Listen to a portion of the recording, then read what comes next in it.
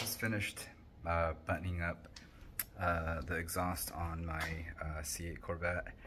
I switched out the stock exhaust for the Borla Atak.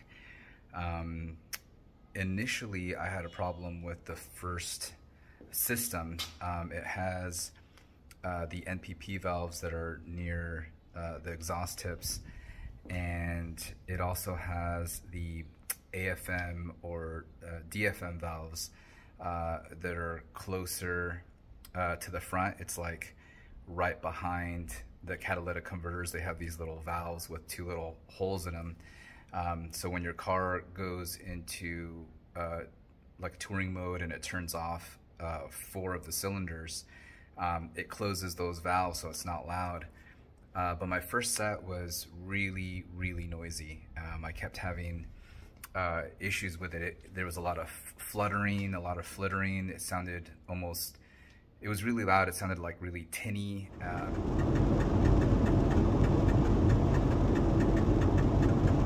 It's super annoying.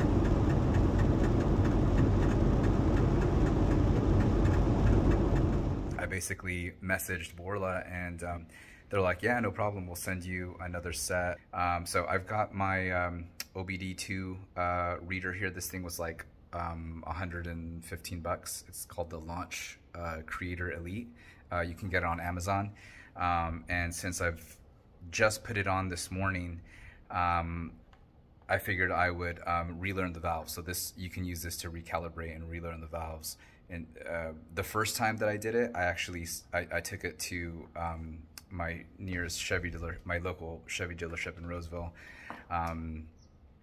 And they charged me like 275 bucks for like an hour's work. And I was like, I'm not gonna pay for that again, since I pretty much do all the work on my car anyway. What's the point of having them read something where I can just use this tool right here for 100 bucks?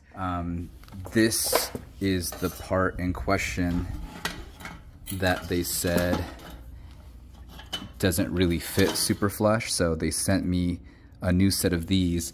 And in here, you can't see because it's dark, but the AFM DFM valves go right here, and they kind of open and close whenever it goes into touring mode, and it shuts off those valves. So I'm going to be returning these in the box that they sent me. And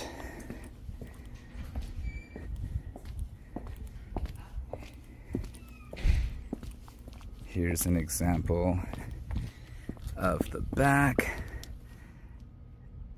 And I thought I did a much better job with the spacing on the exhaust tips. The last time I did it, they were really high, and they actually, the furthest one right here on the left was actually butting up against the top of the bumper right there. So you kind of have to mess with it a little bit. There's not really a way to fix that unless you literally bend the bar that goes into like the little rubber, the little thing that like holds the exhaust in place. So you kind of have to bend it up a little bit so you can bring it down. But it came out a lot better this time.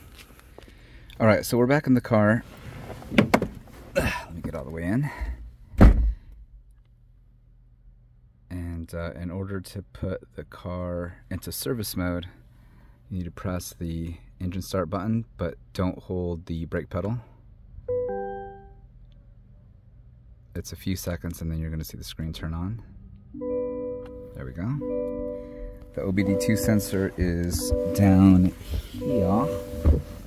So just find it, connect it. Am I doing that right? That's right here. Okay, get it nice and snug. All right. Then the Launch Creator Elite should turn on. I already plugged this into my laptop and did all the over-the-air upgrades. So you're going to want to do that first before you get in here and start to recalibrate your valves. So you're going to go to American, you're going to go to Chevy. Let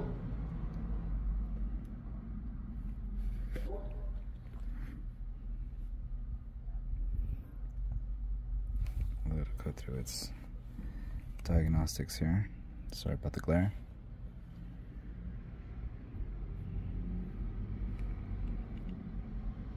Gonna manually select Chevy 2024. We're in a Corvette.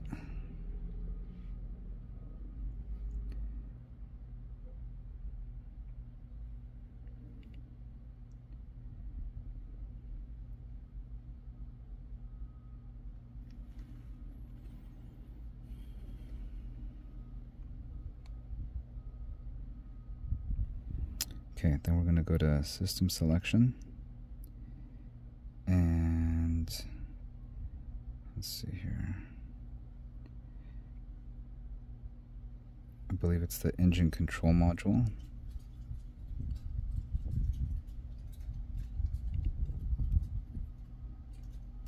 Gonna choose your engine. I've got a Stingray, so it's a 6.2 liter LT2.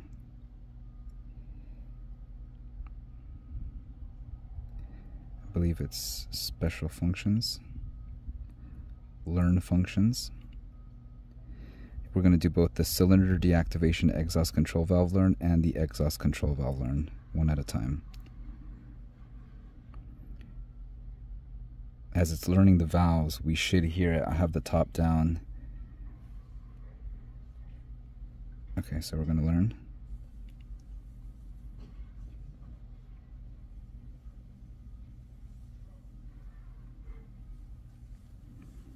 I think that's it. I heard a little something. Learn, active, open, open. Okay. Then the exhaust control valve learn.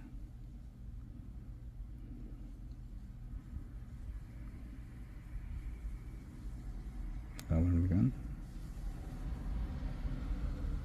Just waiting for that car to pass in case you can't hear it.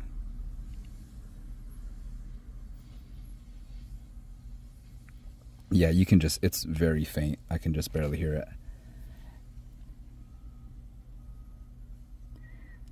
So that's it. I think I'm going to keep this tool. It was pretty cheap. It was $100. Some people, as far as I know, may continue to throw check engine lights. So not a bad thing to have on hand, so you can kind of you know, redo the process. I think now if I turn it on, that check engine light will go off.